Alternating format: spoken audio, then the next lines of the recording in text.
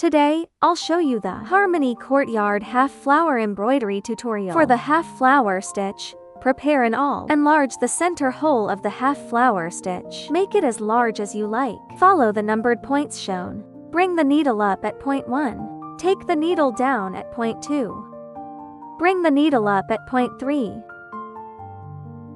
Take the needle down at point 4. Bring the needle up at point 5. Take the needle down at point 6. Bring the needle up at point 7. Take the needle down at point 8. Bring the needle up at point 9. Take the needle down at point 10. Bring the needle up at point 11. Take the needle down at point 12. Bring the needle up at point 13. Take the needle down at point 14. Bring the needle up at point 15. Take the needle down at point 16. Bring the needle up at point 17. Take the needle down at point 18.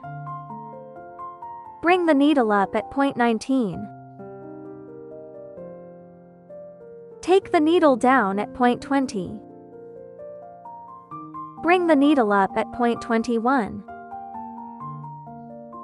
Take the needle down at point 22. Bring the needle up at point 23. Take the needle down at point 24. Bring the needle up at point 25. Take the needle down at point 26.